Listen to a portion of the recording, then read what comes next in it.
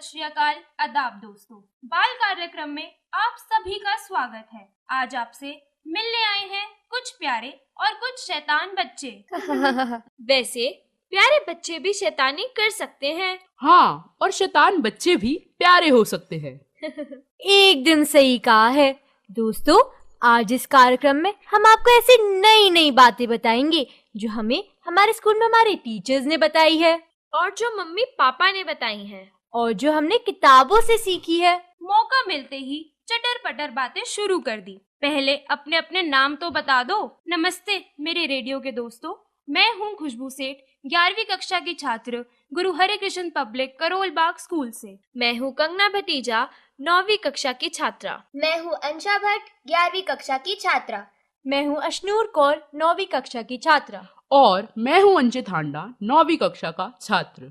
वैसे अंशा, आज अशनूर कुछ ज्यादा ही खुश नहीं लग रही। हाँ, मैंने भी ये नोट किया है। क्या बात है अशनूर, कुछ हमें भी बताओ। अरे दोस्तों, मैं समर वेकेशन को लेकर बहुत एक्साइटेड हूँ।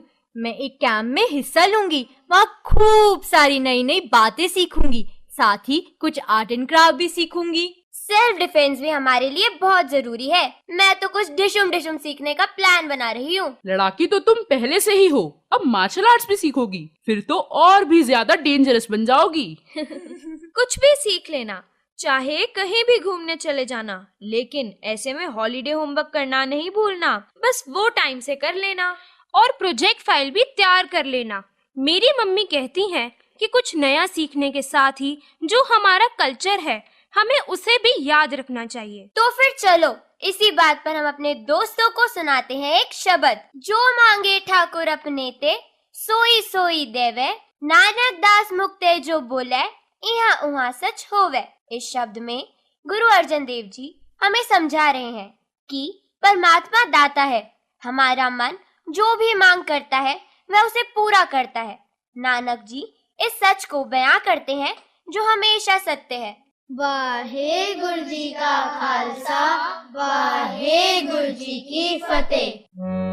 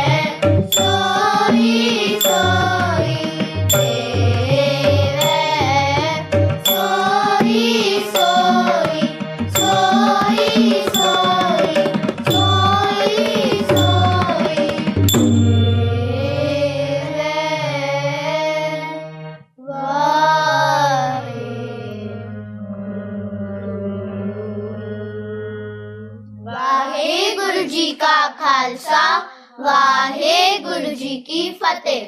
कितना प्यारा शब्द सुनाया हमारे दोस्तों ने, मैं तो खो ही गया। बात तो सही कही। वैसे खोने से याद आया, हमारे पड़ोस में एक भैया को बाजार में रोता हुआ बच्चा मिला। वो खो गया था।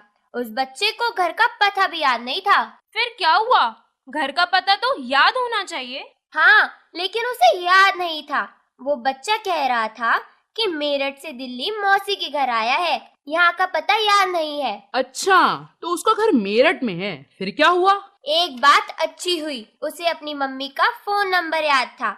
उसने भैया को नंबर बताया तो भैया ने तुरंत उन्हें फोन कर दिया। फिर तो वो तुरंत वहाँ पहुँच गई होंगी। हाँ, उस बच्चे की मम्मी, मौसी और बाकी लोग भी सभी उसे ढूंढ रहे थे।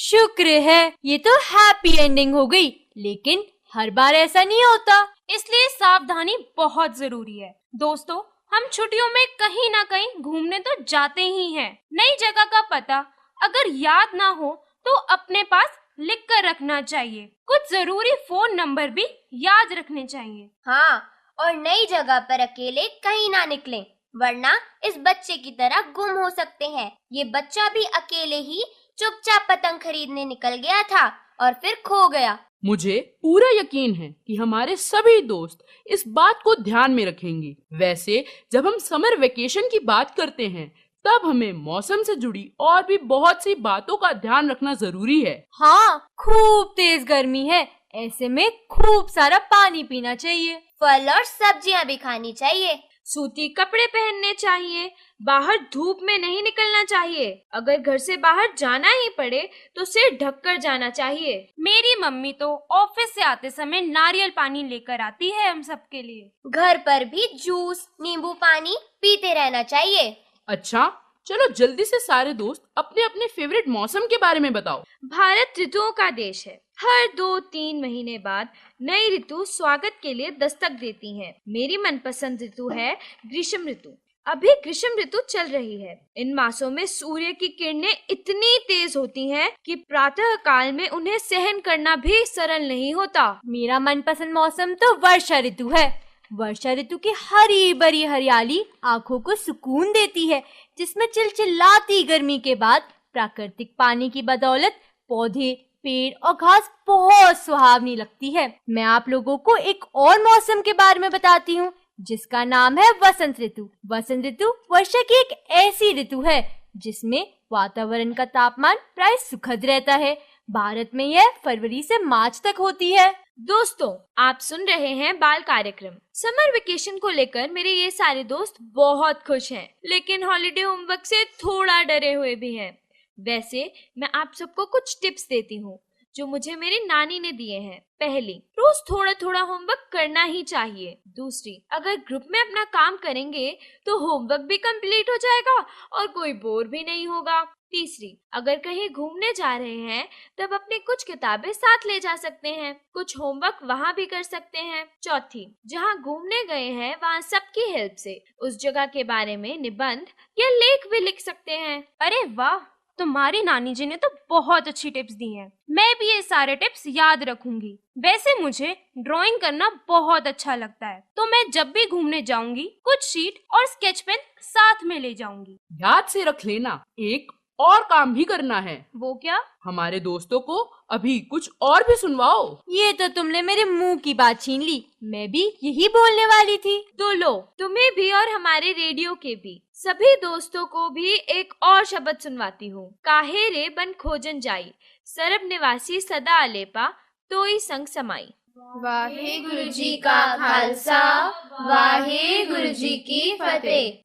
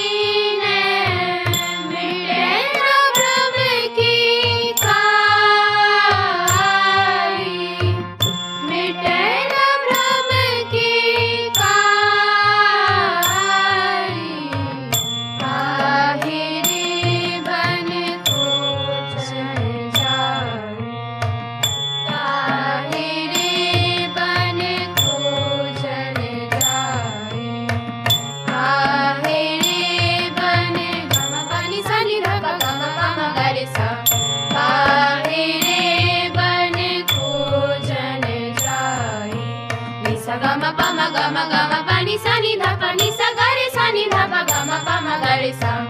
गाहे बन खोजन जाए, गाहे बन खोजन जाए, सरब निवासी सदा लेपा, सरब निवासी सदा लेपा, तो ही संग समाई,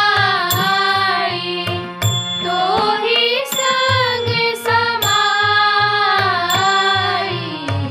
गाहे बन खोजन जाए, गाहे बन खोजन जाए, गाहे बन, गाहे बन, गाहे बन खोजन जाए। वाहिगुरु जी का खालसा, वाहिगुरु जी की फतेह। हो सकता है कि हमारे कुछ दोस्तों को शब्द का अर्थ समझ ना आया हो, तो अब मैं आपको बताती हूँ इसका अर्थ। काहे रेबन खोजन जाई, सरम निवासी सदा अलेपा, तो ही संग समाई। इस शब्द में गुरु तेग बहादुर जी मनुष्य की गलतफहमी दूर करते हुए कहते हैं कि परमात्मा तो एक ज्योत है जो कण कण में व्याप्त है। उसे खोजने के लिए कहीं घर बार छोड़कर जंगल जाने की कोई जरूरत नहीं है। वह तो हमेशा हमारे अंग संग है। ईश्वर को अपने से दूर समझना इंसान का बहुत बड़ा भ्रम है। परिवार व समाज की सेवा करते हुए हम उस ईश्वर की कृपा के लायक बन सकते हैं। अब तो सभी समझ गए होंगे। एक बात और समझानी है जो वैसे तो सभी के लिए बहुत जरूरी है, लेकिन बच्चों के लिए तो अत्यंत जरूरी है। मैं समझ गई कि तुम क्या कहने वाले हो। बताओ क्या? तुम कल कह रहे थे ना कि रेडियो वाले दोस्तों को तुम रोड सेफ्टी के बारे में बताओगे। अरे वाह, तुम तो बहुत होशियार हो गई हो अशनूर। आजकल मेरे साथ रहती है ना, इसलिए। रोड सेफ्टी के बारे में तुम्हारा क्या कहना है? वैसे है तो ये बहुत जरूरी। जब हम स्कूल बस में जाते हैं तब हमारे ड्राइवर अंकल भी ट्रैफिक रूल्स को बहुत ध्यान से फॉलो करते हैं। करना भी चाहिए। पता है, पिछले दिनों अंचित के अंकल ने एक कैंप में रोड सेफ्टी के बारे में बताया था, तभी से ये सबको बता रहा है। अरे वाह, ये तो बहुत अच्छी बात है। तो बताओ जल्दी, क्या सीखा तुमने? हमें कभी भी कोई भी वाहन शराब पीकर नहीं चलानी चाहिए। वाहन चलाने से पहले अपनी सीट बेल्ट पहन लेनी चाहिए। लेन बदलते समय हमें इंडिकेटरों का उपयोग करना चाहिए और वाहन चलाते समय मोबाइल फोन का प्रयोग नहीं करना चाहिए। तुमने तो कमाल की बात बताई। मैं भी हमेशा ध्यान रखूंगी ये सब बातों का। और हम भी। तो चलिए ईश्वर की स्तुति करते हुए दो शब्द और गायन करते हैं। शब्द है, आवो सिख सतगुर के प्यारेओ, गावो सच्ची बानी और संजना मिल हरजिस गायो। वाहिगुरु जी का खालसा, वाहिगुरु जी की फतेह।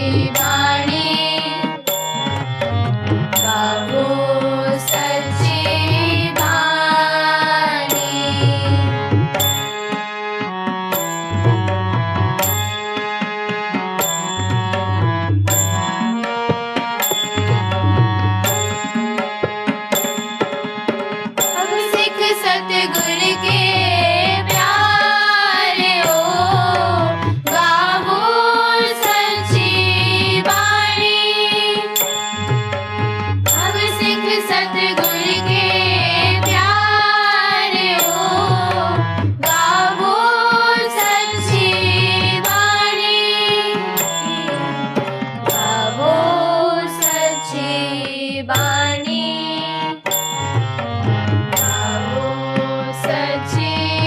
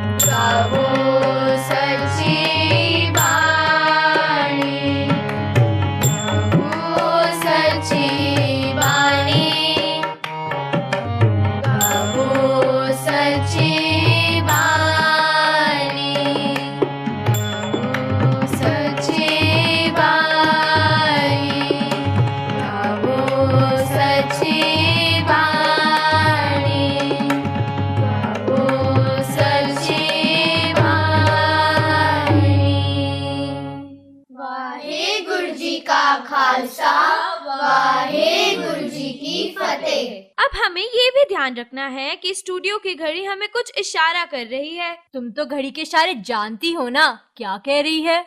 घड़ी कह रही है कि बाकी की बातें हम किसी और दिन करेंगे, क्योंकि आज तो हमें ये कार्यक्रम खत्म करना होगा। समय कैसे बीत गया पता ही नहीं चला।